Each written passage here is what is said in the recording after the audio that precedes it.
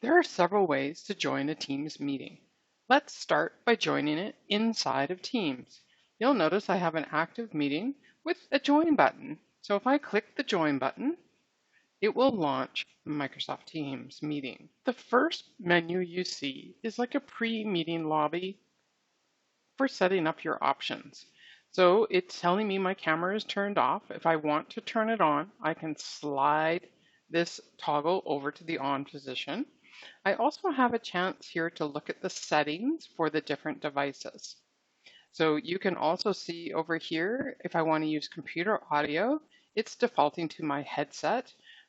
And up here on the device settings, if you have more than one headset, and many of us do, because you might have a speaker or a headset microphone in your laptop, you'd go here and drop it down. Here is the actual microphone, and you'll notice I only have one, but if I had more, you could pick and choose between them. Now, you also have the choice to go to a phone audio, meaning you're going to use a dial-in number.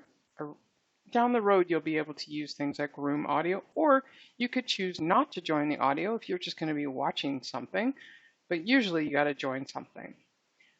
Now, what we're going to do is we go join now. While I'm waiting for others to join my meeting, remember I am the organizer or host of this meeting, so let's see some of the options I can see. I can click here to show the participant panel of who might or might not be coming to my meeting. There's also the meeting chat. So inside the meeting chat, we can carry on a dialogue on top of the actual meeting. This might be a place that you're going to put hyperlinks or documents or something that are needed to support the meeting. The next one is the reactions.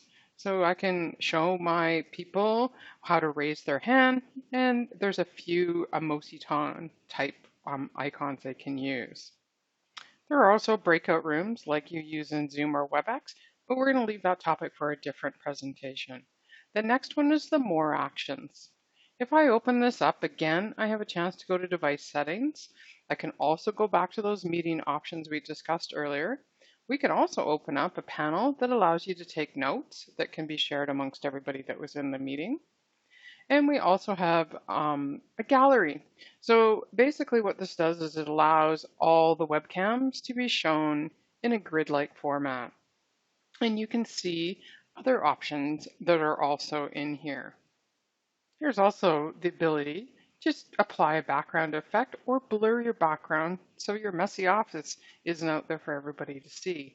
So you can click apply background, and the first one is a blur, and then you can see some default Microsoft rooms that you might want to pick from, or you can always add your own by uploading your own picture and then to apply and turn on the video.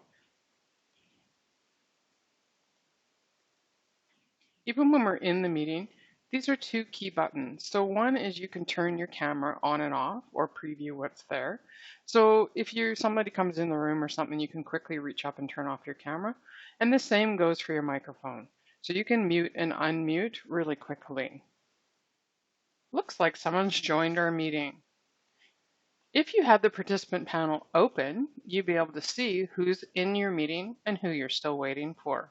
You also have the ability to share the invite from this place. Now, with our participant, you'll notice that she's come in with her microphone muted. You can tell that because there's the mic icon, and then it's got the line through it. By using the raise hand, we can see that she has raised her hand by looking in the panel. You'll notice you also get a notification on the participant area showing you that something's in the participant panel. The participant can lower their own hand, or you can help them out by right-clicking and you can lower their hand for them. Just like Zoom and WebEx, we have the ability to share our desktop. You also have this if you're only having a one-to-one chat or in a meeting. And here we go up to the share content button, and you'll notice you have some different options. So you have the option to share your desktop or a particular window, or if you actually had PowerPoints open, and these are the different things you would share. So pick your screen, usually the desktop, but remember when you share the desktop, the people in your meeting will see everything on your desktop, including any notifications. If you're going to show a YouTube, you would have your Internet, Edge, or Chrome open in one of these windows, but then you'd have to make sure you turned on the sound. So by sliding this toggle over, it will include the computer sound, which is coming from your YouTube video. I'm going to show the inside net via Chrome. Now, everybody in my meeting is seeing the inside net that's on my screen. When you're sharing your screen, you will also get this pop-up screen down in the right-hand corner. So this tells me that my video camera is turned on or off, my microphone is turned on or off, and this is where I want to go if I'm going to stop sharing at any time. So I'll go ahead and stop the sharing, and I will have returned to my meeting window. When you go to leave a meeting, if you're just joining the meeting, you would click the leave or hang up button.